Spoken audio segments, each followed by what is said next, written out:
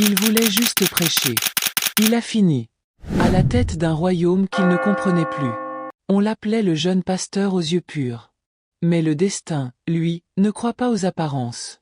Et ce qu'il allait vivre allait transformer un simple homme de Dieu en la légende la plus controversée de tout Agbada Town. On l'appelait Power of Faith Ministry. Mais dans tout Agbada, les jeunes l'appelaient autrement. La Janzi Church. Une église pas comme les autres. Là-bas, pas de longue robe. Pas de foulard. Pas de tradition. Ici, la foi se maquillait. Les robes étaient serrées, les jupes courtes. Et les anges portaient des talons rouges. Oui, rouges. Comme le feu. Comme la tentation. Chaque dimanche, c'était un défilé.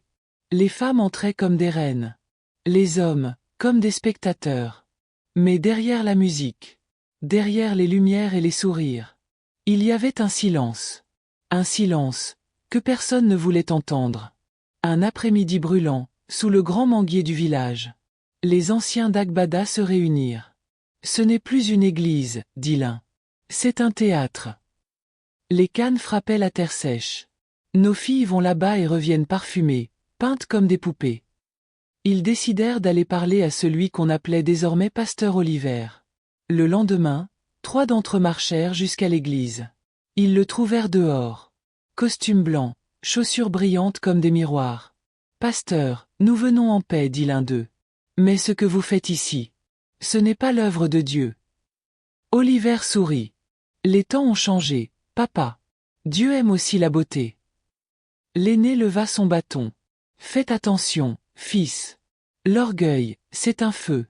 Il commence petit, mais finit toujours par brûler celui qui l'allume. Oliver ne répondit pas. Il tourna le dos et rentra dans l'église, pendant que la batterie reprenait son rythme infernal.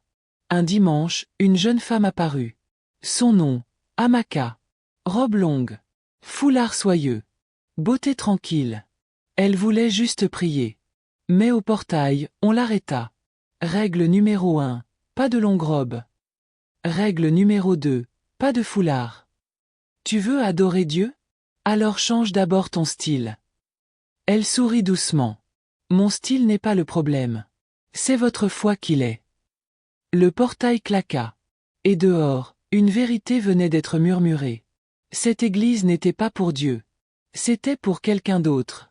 Quelqu'un qu'on ne voyait pas, mais qui regardait. À travers les miroirs. Car avant les talons rouges, avant la musique, avant la foule, Pasteur Oliver était un autre homme. Un jeune prédicateur pieux. Qui croyait aux rêves et aux jeunes. Et puis, elle est arrivée. Rebecca. Une voix douce, un regard dangereux. Elle ne voulait pas juste louer Dieu. Elle voulait Oliver. Et ce qu'elle ne pouvait pas obtenir avec amour, elle décida de l'obtenir avec le mensonge. Un jour, elle entra dans son bureau. Le parfum trop fort, la robe trop courte. Et quand il la repoussa, elle cria. Le pasteur a essayé de me toucher. En quelques heures, les vidéos avaient envahi le village. Les fidèles pleuraient. Les anciens criaient. Et Oliver perdit tout. Sa foi. Son nom. Son avenir. Cette nuit-là, seul dans la poussière, il leva les yeux au ciel. Dieu, pourquoi? Mais le ciel resta muet. Jusqu'à ce qu'une voix réponde derrière lui. Peut-être que Dieu t'a oublié, mais moi, non. Un homme, costume noir, chaussures propres, sourire sans âme. Je peux te rendre ce qu'ils t'ont volé. Ton nom. Ton pouvoir. Ton respect. Oliver le regarda longtemps. Et dans ce silence, quelque chose céda en lui. Quand il leva la tête, ses yeux n'étaient plus les mêmes. Quelques mois plus tard, Power of Faith Ministry ouvrait ses portes. Avec ses propres règles. Règle 1, séduis avant de prier. Règle 2, brille avant de croire. Et au sommet de ce temple de vanité, un homme riait. Pasteur Oliver. L'ancien ange, devenu roi des miroirs. Il ne se voyait pas prophète. Il voulait juste prêcher.